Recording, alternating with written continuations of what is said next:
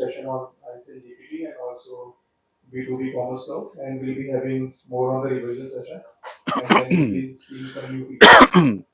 So today we have Himanshoo Seth with us, who will be going to present on Einstein GPT. So over to him. Thank you.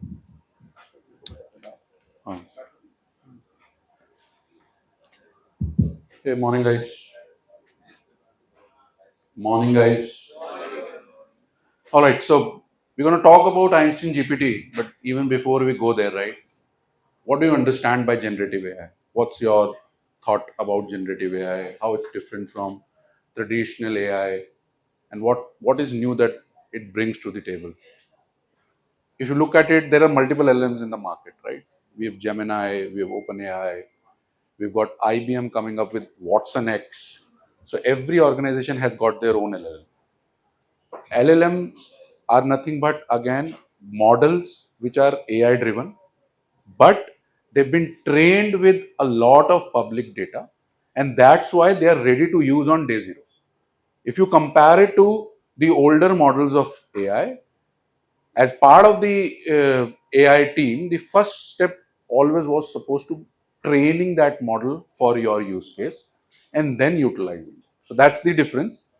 It makes life easy for you, but it creates a lot of hassles and issues as well, and we'll talk about some of them today. But every LLM is trained with a certain amount of data, and that's the universe through which it can come and respond back. So if I ask something to an LLM which it is not trained on, what's it's going to do then? So let's say I ask something, for example, if you talk about GPT 3 or 3.5, that's trained till 2021. It doesn't have any data after 2021. So if I ask it about the war happening between Israel today and Hamas, what do you think it's going to respond back with? The data is coming after 2021. I do not have the data.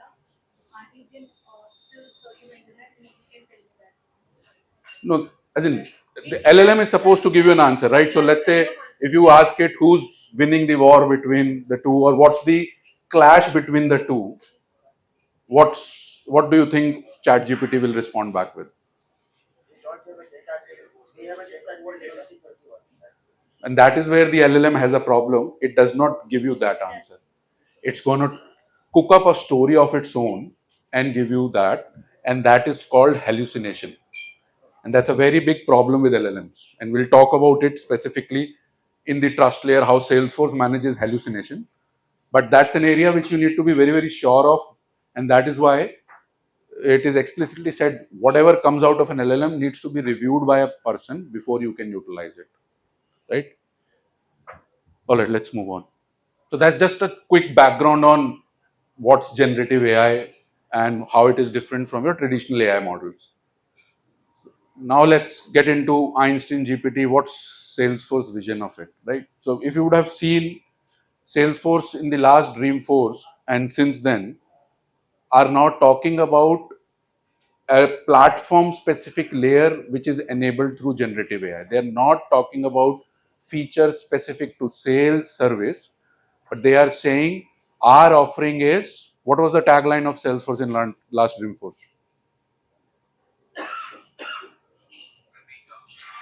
3 words, most important words for anybody working in Salesforce domain these days.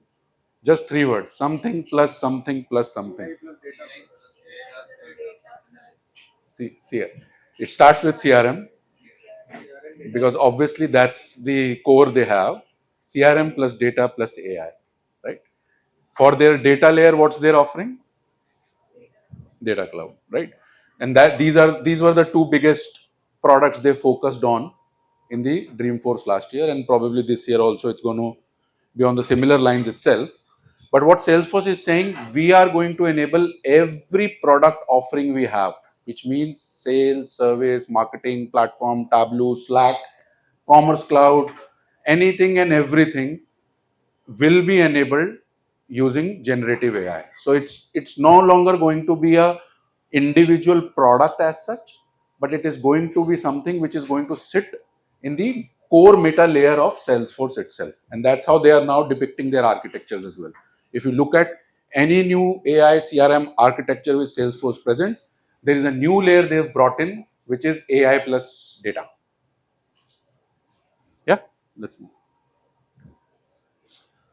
All right, so let's quickly look at the roadmap of what Salesforce is doing in generative AI and what their plan is. Have you guys seen how Salesforce is releasing their AI features? Is there a difference you've observed? No? What's the traditional way of Salesforce releasing features? How many times a year? 3 times a year, right? With generative AI, that's not the case. They are practically releasing features every month.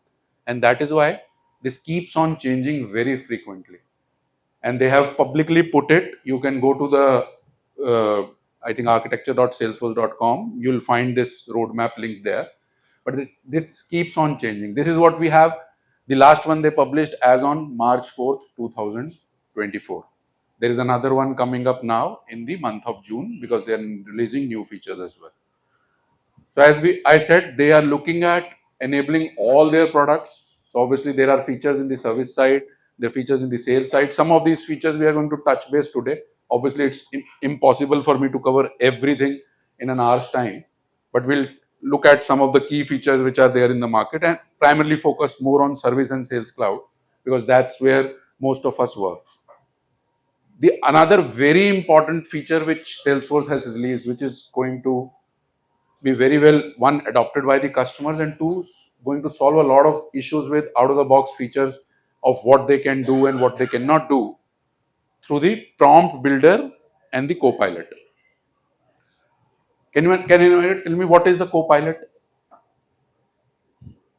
What do you understand when I say copilot? Have you used copilot anywhere except of Salesforce? Obviously they've just released it, but outside the Salesforce, have you used copilot? Okay, which copilot did you use? GitHub copilot? Okay. So what it does? So the question is, what is a copilot for you? We try to auto-complete, like, let's say I'm writing the method, so we try to like auto-complete that code. Okay. Whatever you will ask for, like you are asking for some programming or structure, it will give you the solution. You can copy that from there to your development environment and use it. Even like you can ask for the any sort of question, like Copilot is available in your edge also, and nowadays in your mobile, like start there is a feature to Microsoft that you can there you can use, and this is a like product of Microsoft. So everywhere Microsoft product you will find it. So copilot is a generic term. Obviously, everyone is using it. But just to kind of instead of looking at it from a particular use case perspective, copilot is a digital assistant which is going to help you do whatever you want to do in whichever context you want to utilize it in. It could be, as you said, somebody the GitHub Copilot, which helps you ask for code snippets and you run it through VS Code. It could be a Salesforce CRM Copilot, which sits on your CRM org. It could be your Microsoft Office 365 Copilot, which they have recently released 2 weeks back.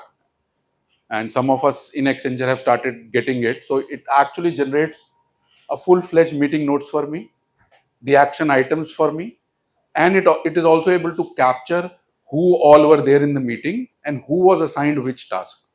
So all the work which I used to do or somebody in my team would do as part of taking MOMs, now Copilot is helping me with that. Yeah, even you can provide the diagram, it will give you descriptions of that diagram, the architecture. So as I said, right, it's more about a digital assistant helping you in your day-to-day stuff, making your life easier. So that is a, we put it in the MSP, it's only free, or we need to. It's a paid product. We also have got it in pilot, so only certain bunch of people in innovation have got access to it. It's a paid product. It's not going to be free, obviously, but yeah, it's not very costly. GitHub Copilot is very cheap. It's $5 or $8 per user per month, so you can practically have it for yourself. It's not that big an amount, and it really helps. From an Apex development perspective, GitHub Copilot is one of the most mature products in the market right now. It it does Apex, LWC, Aura, Visual Force, all of them, and it has a capability for contextualization. So it's actually able to understand your workspace and generate code as per the standards of your own project, because each project has got their own standards, right? You've got your namespaces you'll follow, prefixes, suffixes, patterns in terms of there is a specific trigger pattern is there. So it is able to take care of all those. Yeah, let's move on. All right.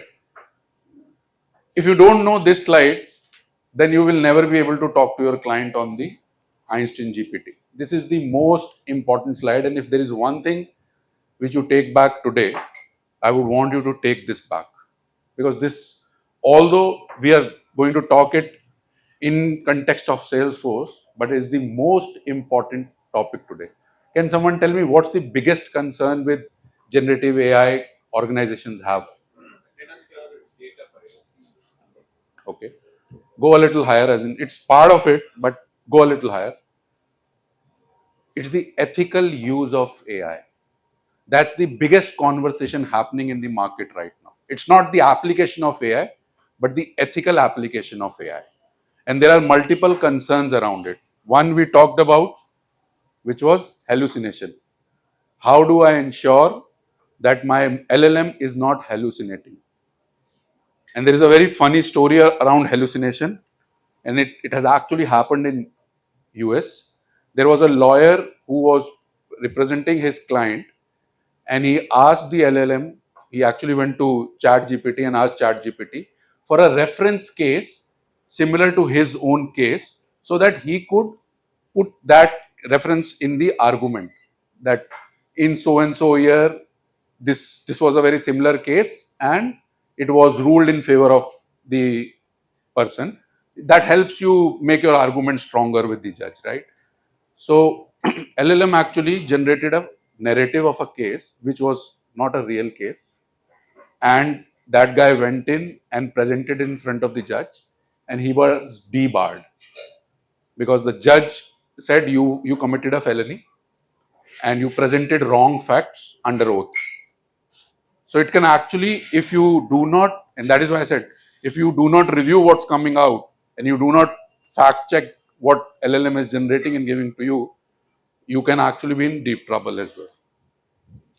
The second most important thing after hallucination is PII security. PII, PHI, anything to do with data security, which you all said, right? So can anyone tell me what Salesforce does to secure data, to ensure that the customers who are going to use Einstein GPT are not going to have that concern? So they are having their own internal LLM. They won't be exposing the organization data outside that. No. So it is still going to an outside LLM, right? It's not in that LLM is not running on the force.com infrastructure. So it's leaving one infrastructure and going to the other infrastructure. So your data from a residency perspective could get impacted, because what if I have a Russian client utilizing LLM and there is a with Russia, do you know there is a requirement that the data cannot even go outside the premises of Russia, even for a view perspective. So this data residency has different flavors in the market. A lot of countries allow you to move data outside the country physically as well. So it can sit in a data center outside. Like in India, except of your financial data, all other data can actually leave the shores of India. So if it's not your financial data, an organization can actually keep it in any data center anywhere in the world. There is no stoppage. Only with financial data, there is a regulatory requirement that it cannot leave the shores of India. So any of your banking details, card details, the data center needs to sit in India.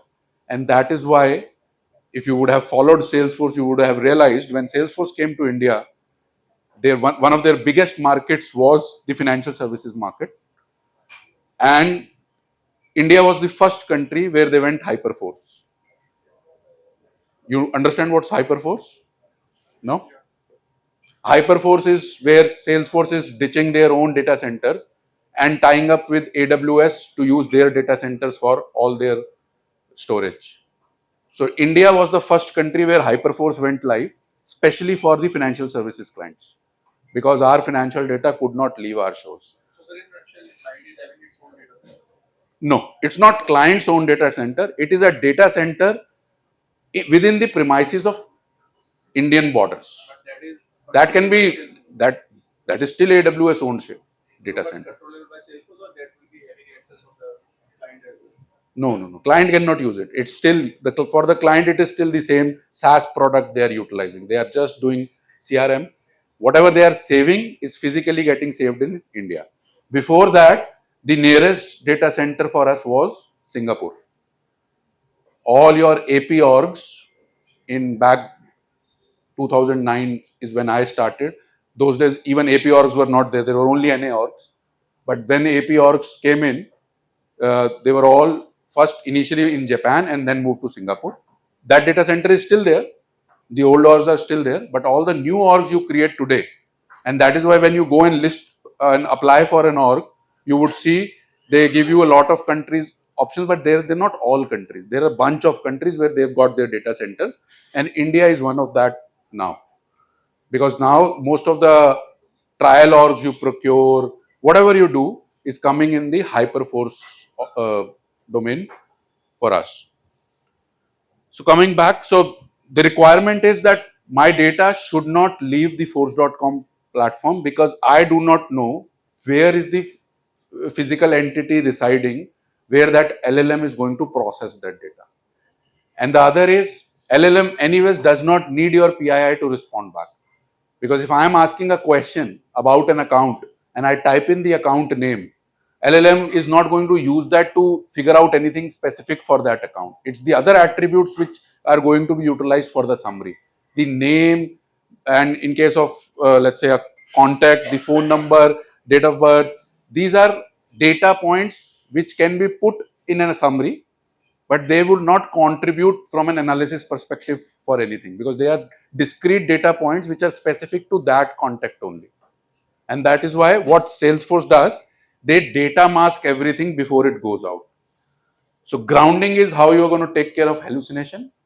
It means as part of my question to the LLM, I am setting the context and telling the LLM, this is your universe to give me the answer back. Right? So when I am asking it to summarize an account, I select what all attributes of the account I want to be utilized in the summary. And the LLM will only summarize based on that. So with the grounding, we add an instruction which Salesforce automatically does. But if you happen to, let's say, create a custom integration with an OpenAI for one of your clients, what is needed is you add it at the end of the prompt that do not answer anything which is not available in the contextual data. So that's an instruction which we add in the prompt for the LLM to follow.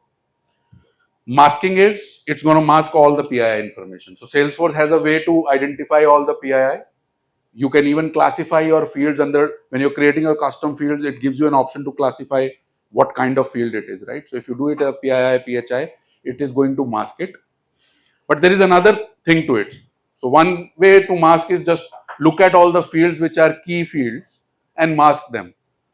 What if there is a long text area on your record and that has some PII information in there? It's a pretty possible use case, right? Somebody may have typed in a note and that has a PII information. Or what if in my prompt, which I'm asking to the co-pilot, I myself put some PII information in there. So I ask it to generate a summary, or let's say I am on a contact record and I want to know what's the date of birth of that person. And I say, and I'm, let's say, on John, contact name is John. I might ask the co-pilot, asking, what's the date of birth of John? So now the name is there in my prompt as well. So apart from ensuring that the fields which are classified as PI, they are masked, Salesforce actually runs this analysis as well on the final prompt before it leaves. So this is the secure gateway is primarily where it is leaving the shores of force.com platform and going to your either Salesforce proprietary LLM, or if you're using bring your own LLM, then in that case it's going to go to your LLM. But this is where the masking is done. So all the PII information, whether it's in the data or in the prompt or the fields, would be masked. Then it would go. Salesforce also mentions that they have a zero retention policy for their LLM, which primarily means none of the data which I am sending to generate a summary or do anything specific, generate an email template for a customer, nothing would be retained by the LLM for its training purpose. So all my CRM data is safe in my CRM app. The LLM is not consuming it.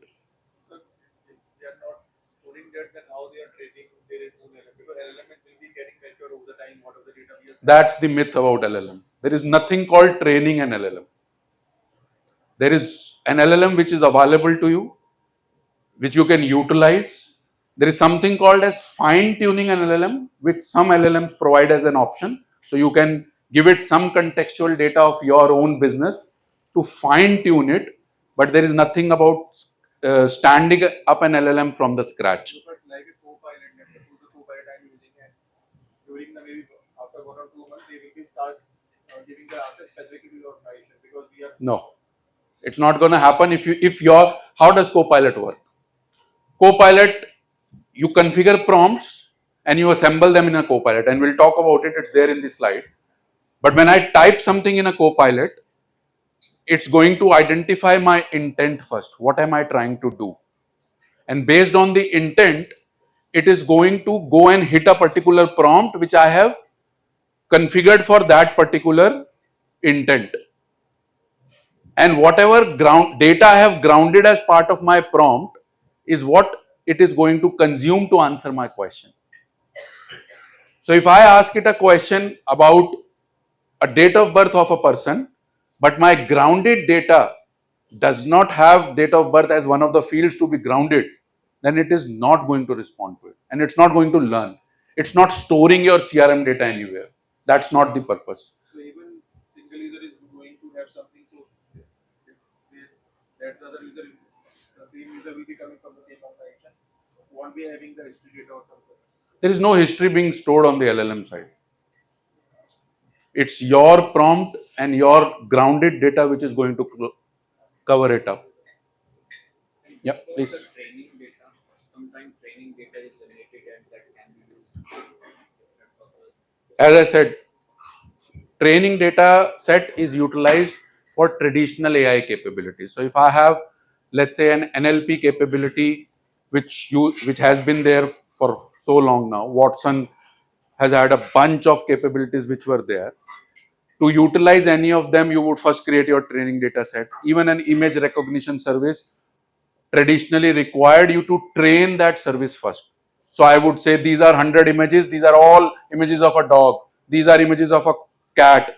First I will put in sample images in the model will run and train itself, then it would come up with an output, and then you'll have, generally we used to follow an 80-20 pattern wherein 80% of the data would be utilized to train it and 20% of the data would be utilized to test the model.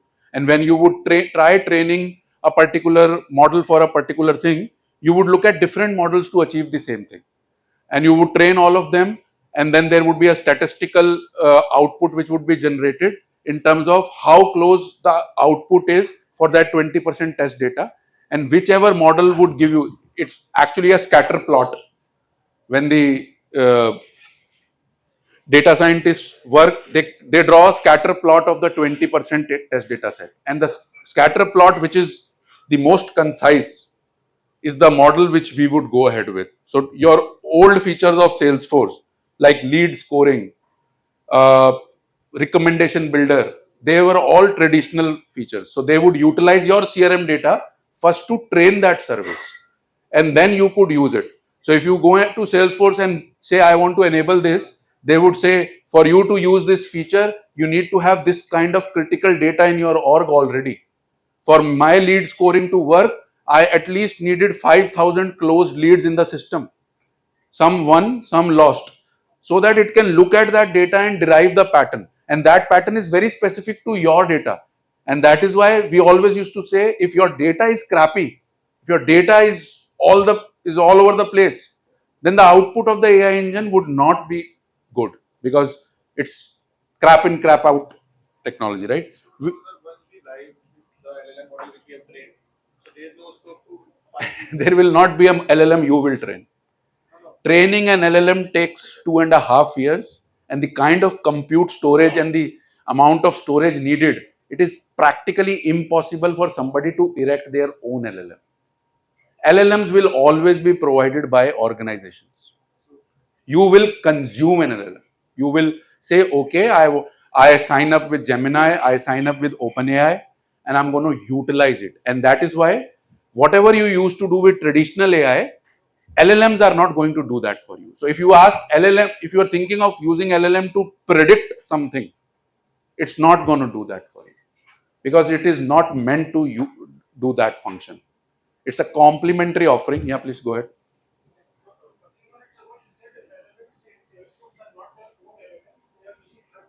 Absolutely. Yes.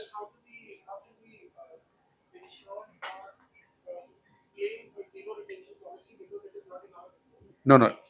So if you would know how OpenAI works, OpenAI has got two types of offerings in the market today. You can subscribe to an OpenAI service just like a consumer, which most of us would have already done using GPT 3.5, which is a free one. But some of us might have paid for GPT-4 as well. There is another model in OpenAI which has come through Azure, wherein you can host the LLM in your own premise. So the infrastructure is yours. You take that LLM and you put it there. So what Salesforce has done is that second part of it. So the infrastructure is in their control, but the LLM instance of the LLM is an OpenAI instance. Actually, Salesforce has signed up with three LLMs. One is OpenAI. Most of the use cases of summary, email generation, whatever you would see is all OpenAI. GPT-4. They've signed up with Codex. Have you heard of Codex? Codex is a LLM which is specifically utilized to generate code. And what they have done, they have fine-tuned that. And that is why I would never use the terminology as they have trained the LLM because that's not possible. But what you can do is fine-tune it. They have fine-tuned the LLM for Apex. So what they have done, they've taken a bunch of source of code which they asked their developers to create, which follows all the key standards and everything, which is going to be utilized as sample, and they put it into the fine-tuning service of Codex. So these LLMs give you a service which is fine-tuning, where you can provide it some data, and it would use it as a training data set to fine-tune its behavior specific to your need. But that's the only thing you can do with LLM, because the amount of data they have, it is going to be impossible for an organization to generate a similar kind of a data set for their own organization and try erecting an LLM, and that is going to lose the purpose altogether. Because if you want to do that, then use traditional models. They're already there. They're cheaper and they're quicker to use. These LLMs are only going to be utilized when you want to use that public knowledge in one way or the other. Yeah. All right. So coming back, the LLM does its magic, generates whatever needs to be generated, and it comes back. Then comes your toxicity detection. Now, toxicity detection is again something which is very important, because you want to ensure that whatever is generated from the LLM, one is not racially abusing. It's not something wherein if you go and ask Chat GPT today how to create a bomb, it will tell you it is against my policies to answer this question, and it will not give you an answer. It does not mean it doesn't have that data trained in it, but there is a toxicity check which it is doing. What am I giving back? Is it right or wrong? Right? So similarly, Salesforce has got this toxicity detection. The reason they've got there, because you are grounding your prompts with your own data in the CRM. And there could be an example wherein, let's say you have got a bunch of meeting notes and you are asking it to summarize it, and somebody in that meeting note has used an abusive language against the client. So you do not want that summary to have that in there, right? So toxicity detection is done, and then there is audit trail, which primarily is going to ensure that you can go back and track what was asked, what was the data which was provided as grounded data, and what was the response. In case somebody sues you in future and say, I asked this and there was a wrong response given to me. So I'll just quickly summarize it.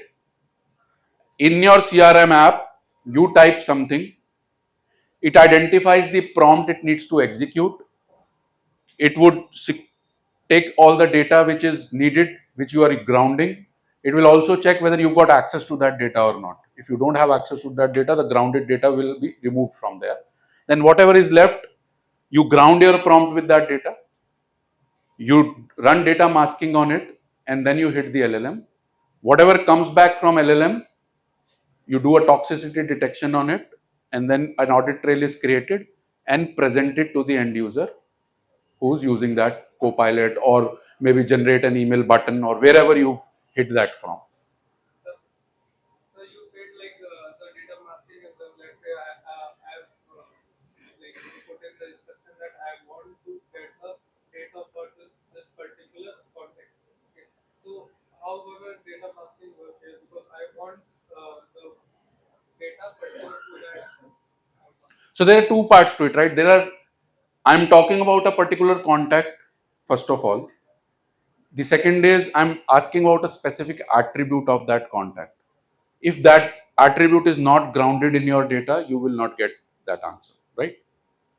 So once it comes back, it comes here, you're going to mask, let's say you replace John with ABC and the date of birth with some random text. That data goes to LLM. Those two data points LLM is not going to process from a identifying the intent or anything perspective. That they are just standard data points which the LLM will use to put it back in the response. So the LLM response would be the date of birth for ABC is XYZ, because these are the two data points you've sent back, right? Rest of understanding from the question, what you are asking, what it needs to send, came from the rest of the sentence which you've not masked. Now, when it comes here, the platform is going to unmask it. The platform has that, okay, ABC was actually John and XYZ was actually this. So they are keeping a map somewhere in the cache, which is going to replace that value again and then show it to the user. Any other questions? Yeah.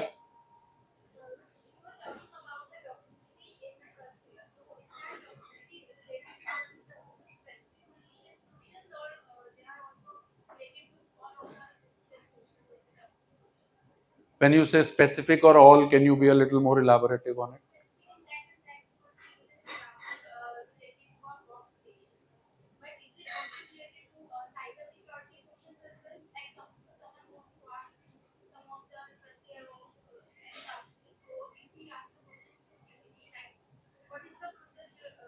I want to hack into something if you ask something like this. To be uh, frank, I'm not sure. I have not checked it. It depends on what they have configured. So you can test it out for yourself and figure that out. But the idea is technically they're using a service to identify the toxicity in the output. Now, a lot of services, like I work a lot with OpenAI, the Azure OpenAI. Azure has a service to identify toxicity, and I can tell Azure as part of that service what are the factors I need it to see, look for. If I explicitly tell that service that I need you to look for racial slurs, it's going to look for that. If I tell it I don't want you to look for racial slurs, it will not identify that. So what Salesforce has configured, we don't have that detail exactly like this. So you can try running it and see it. But in case of Salesforce, as I said, it is always going to respond back based on what's coming up in your own content. You are grounding your prompt first with your own data. So the response is always in the context of what you are providing as input first. So if your input has those kind of racial slurs, I think it would be able to crack it. But if you have an article, let's say you create a knowledge article, how to hack into Google, and that's a knowledge article sitting there. Whether Salesforce is going to allow to utilize that knowledge article to come back with a response or not, that's worth checking. I am not sure about it. Yeah, let's move on. So we'll quickly cover rest of the things. These are all out of the box features. If you want to go and play with these features, there are two ways you can do it. One is you can go and get an SDO org if you are on partner learning camp. The SDO org will have all the features which are GA'd or in beta from an Einstein GPT perspective. But every time there is a new feature, you need to sign up for a new SDO org. The old SD org will not get those updates. So that's one. People who are not on partner community, people who are working with organizations where they are not enabled on partner learning camp, you can request for an org from your, as in there is a, for each partner starting from silver, Salesforce gives a portal where you can generate your own enterprise orgs for demonstrations and purpose. You can get an partner enterprise org and then raise a case with Salesforce to enable GPT features. The only difference is in that case, it is only going to get you all the GA'd features. The beta ones will not be there. So you'll have to kind of live with that. So those who can access it through Partner Learning Camp, go and sign up for an SDO org. Yeah. So 4 key features we look into from a sales GPT perspective. Now what we are seeing, these are all specific features in the specific area of the product. And these are, most of them are out of the box features. They do what they do, but there is hardly anything you can configure about them. So you can't really change a lot. For example, there is an out of the box feature called opportunity summary and an account summary on the sales side.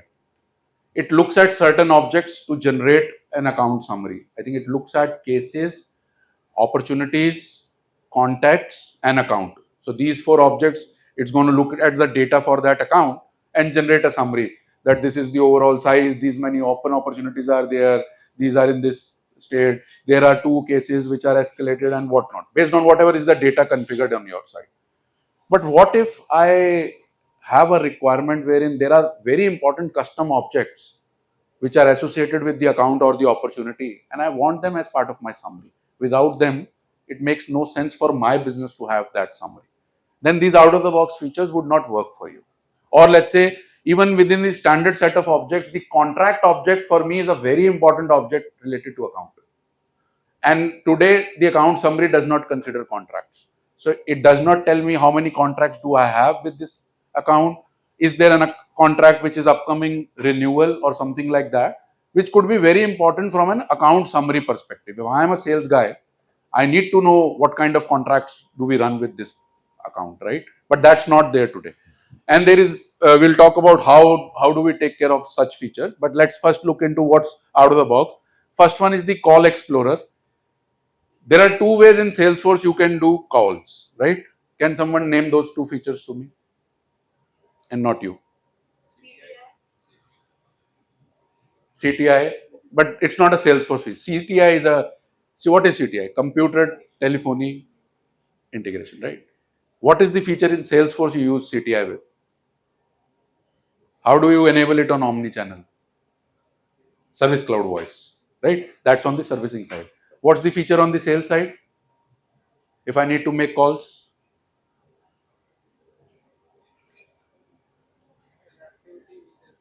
no. I'm asking a feature which allows me to make a call. So digital engagement is the feature. If you have digital engagement, you can make outbound calls from Salesforce. That's specifically for sales guys. Now those outbound calls can either be through phone, hard phone, or those outbound calls could be Zoom or Teams calls as well. So this specific feature, the Call Explorer, works on Zoom or Google Meet or Teams. It actually is able to transcribe the entire conversation you have in a video call, and then it can generate summaries for you of that particular conversation. So once the call gets over, it automatically, as I said, a co-pilot of Outlook 365, you're able to see the call summary completely in terms of what got discussed. It is also able to identify action items. So if in the call I said, okay, I'm going to send you this documentation about my product after this call, it would immediately identify it and tell me at the end of the call, these are the key action items for you, go ahead and do it. What it does not do today is create tasks out of it. I would have loved if it would be able to create tasks for the person who called, so that there is a proper audit trail of those tasks, whether he did it or not. It doesn't do that today. Today it only gives you the call summary along with a bit of customer sentiment. Was the customer happy, agitated, that kind of stuff. Yeah, let's move on. So we need to integrate with the Google Meet Zoom or that's connected. So both Google Meet and Zoom are available as out of the box features. Obviously, you need a Zoom account, which is a not a personal account but an enterprise account of Zoom. Same applies to Google Meet. But if you have got an account, integrating it into Salesforce does not need anything else. It's an out of the box sales feature. You just need to configure it. Let's move on. This is this same thing. Yeah. Next is the sales email. It is part of the email action. So you can come. You all would know, right? I can compose an email and send out an email in Salesforce. So instead of composing it manually, now there are Einstein actions available. You can actually, these are the bunch of out of the box actions which come when you enable this feature. And if you have prompt builder, then you can create your own custom prompts which would start appearing in the custom set of actions. So it based on what you say. So I want to check in with the customer, or I want to introduce myself, nudge for follow up. It's going to look at what interaction has happened with the customer and generate a proposed email for you. You still need to review it before you send it out. That's a given, and it's not going to automatically send it anyways. There is no automation in here. It is an assistance. So instead of typing my email and thinking 10 things, it's going to put in all those things in the draft email for me, and then I can change it if I need to change it a little and send it out. Yeah, let's move on. Then comes your sales summary, which is nothing but the opportunity summary. I already talked about it. It looks at certain set of objects and gives you an opportunity summary. It like this one, right? It tells you which account it is, what's happening in there, who's involved, by looking at opportunity contact roles on the opportunity. So if you've got multiple people populated there and you've identified their roles in the opportunity, it will give you a summary of that. If there are any activities on the opportunity in last 30 days, it's going to give you that. If there are none, then it's going to say, okay, there are no activities to right now done. Maybe you want to do one. So that's it. And again, these are all how it's going to help a business is, I am a new guy who's got involved on an opportunity today, right? Now, instead of going through all the email history, what has happened, and trying to figure out who's who, I can quickly generate a summary and read it and get a sense of what's happening. Yeah, all right. Then comes the service. Service is the most, the one where Salesforce is also spending a lot, and generally in the market, it has the most adoption. And the reason is, service is the area where people feel there are monotonous processes which can be automated, or we can reduce the cycle time for an agent significantly, because that's the biggest cost center for an organization. Most of the time the service center does not generate a lot of revenue. It's to support the existing customers with all their issues, right? So it's an investment from the organization. So how can I cut my cost? How can I run, let's say if I'm running a service center today with 400 people, can I do it with 300 people? That's a huge cost saving for someone, right? How do I do it? By reducing the cycle time of the case. So today a particular type of case takes me 10 minutes to solve. Can I reduce it to 7 minutes or 6 minutes? And the other is, how can I reduce the number of cases in the first place? Which is also Salesforce has been trying for long, based on whatever features are available, called as case deflection. How do I ensure that instead of creating a case, a customer is able to solve his query on his own? Right? These days, even with the larger organizations, even if you go to your own support portals, you have to first search your query. It will give you a bunch of knowledge articles. Only after scanning through them, there is a button on the right corner to create a case. There is no direct way to create cases. We want to avoid that. Then I may give a chat bot, everything which can help my customer get an answer without my agent getting involved, because an agent time means a cost for me. So that's why service is an area where people are really looking up to. And I have got customers who are not doing Salesforce Einstein GPT, but they're doing their own LLMs and doing a lot of things on the servicing side. Any one of you followed Dreamforce last year? Did you see the Accenture demo called Bloom? No? You must see it. We built a use case and it was demonstrated in the last Dreamforce. So we built it last year, somewhere around this time only. And we've used OpenAI to one, transcribe an incoming call, do a real-time sentiment analysis, at the end of the call, generating a set of action items, creating tasks for the agent, and ensuring if there is a sentiment which goes down from positive to negative while on the call, we would escalate it to the manager through the omni channel. So it was very well received by all the customers. We got a lot of business on the back of it as well. But that's something which we envisioned at that time. Now Salesforce is coming up with a very similar feature. They've already enabled call summaries at the end of an inbound call through Service Cloud Voice. They've enabled sentiment as well, but they still don't have a real-time sentiment. It all happens at the end of the call. What we did was a real-time thing. So while the call is going on, we were continuously transcribing and putting the call details, as well as continuously every 15 seconds we were evaluating the sentiment of the customer. So it's a good demo, you must see it. It's only a 7-minute video on YouTube. If you go and search for Bloom and Accenture, you will find it. It's a very good one. Yeah, let's. So the first one is grounded service replies for chat. So this is for the chat channel when an agent is talking to a customer and the customer is asking a particular issue. And this will obviously, the precursor to it is the agent has gone to the bot could not answer, the customer has gone to the bot could not answer it. That is why now the chat has been transferred to the agent. Now what this does, it recommends replies to what the customer has typed. So if the customer is saying, I need help checking my order status, you can see these coming here. This comes from two sets of data which is grounded to generate these replies. One is your old cases.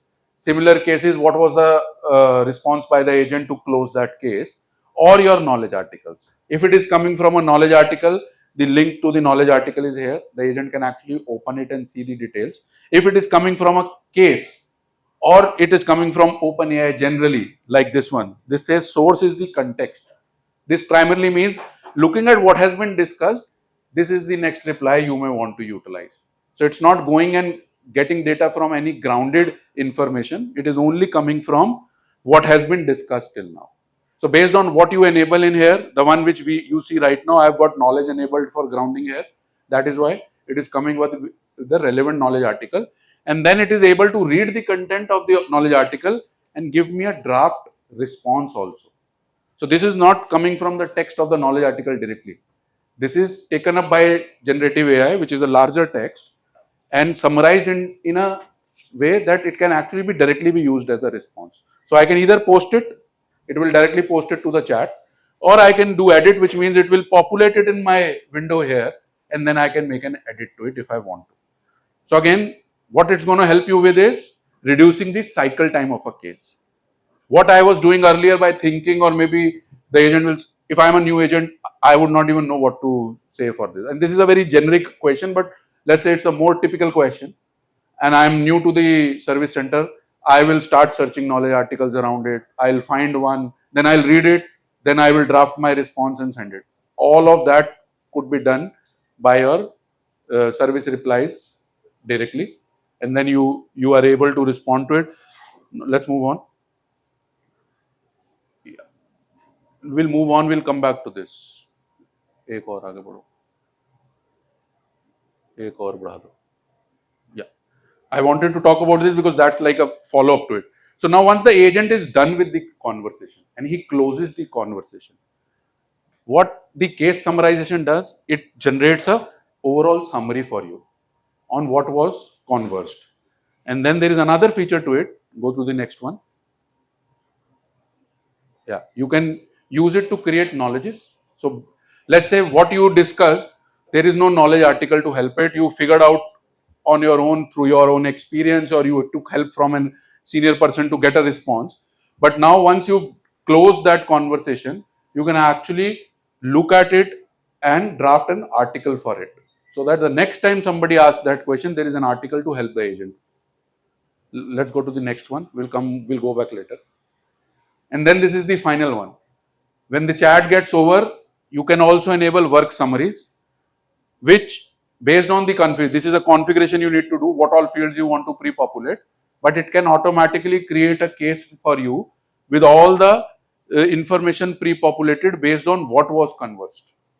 and it is very intelligent. I have tested it. If you leave the conversation in between, then the case is open and it says it is an action item with you. If the agent closes the conversation by saying, okay, I hope you are happy with this, and the customer says, yes, my issue is resolved, it automatically creates a case in a closed status, but pre-populates it with all the information. This was the customer issue, this was the resolution recommended. Obviously the agent name comes directly based on who's coming, that guy becomes the owner of the case, but the case is closed for you. So as an agent, I don't need to then go and follow up and close that case and do all those things. The work summary is able to take care of all those actions for me. Yeah. Now we can go back.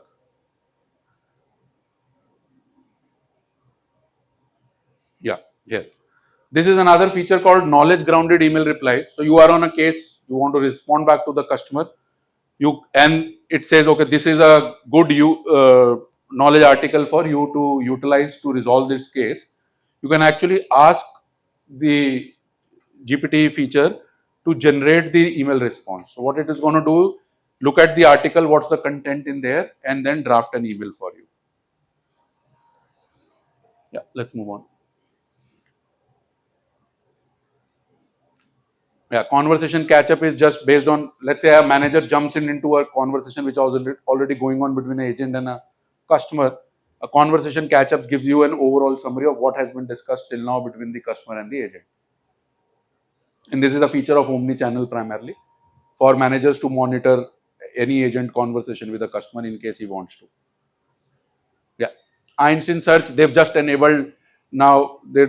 Earlier the searches were always keyword based, so you would type something, it would look in the article for a similar thing. Now they have enabled generative AI on it, so it is able to do a semantic search primarily. You ask for something, it will be able to understand what you are really seeking and then get an article for you which may meet your need. Let's move on. Yeah, we've done this. Keep going, keep going. Yeah, we'll skip this. This is again something which is available on YouTube. You can go and look at it. I don't know how many of you know it. This is a product we built for Salesforce from Accenture. It was built by my team. We had a team of 70 people who worked with Salesforce to fine tune the codex model with the Apex code repository. And now it is available for every one of you on your dev orgs as well as enterprise org as a beta product. You can enable it on the org and then it starts showing up on the VS code. When you connect that org on your VS code, you can utilize it to generate code. They're going to soon come with capability to do LWC. It's in the pipeline. We are working with them on this. The most likely during Dreamforce time it will come. They're also coming up with code optimization as a functionality. So you give it a piece of code and say optimize it, and it will tell you these are the issues and recommend code for you. You may want to optimize it. Like let's say you have a query in a loop or stuff like that. It will help you optimize all those. Yeah, we'll move on. We'll not. I don't want to waste time on this, but you can see this. It's on again available on YouTube. Yeah.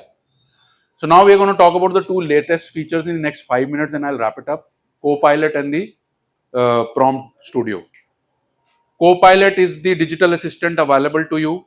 It has a bunch of out-of-the-box actions which you can utilize. And through Prompt Studio, you can configure your own custom prompts and add to it. So out of the box, there is a summary action, there is an email template generation action, there is a record creation action, and query a record action, and there is one more. There are 4 or 5 actions available out of the box in the Copilot. The way Copilot works is exactly what I explained it to you earlier.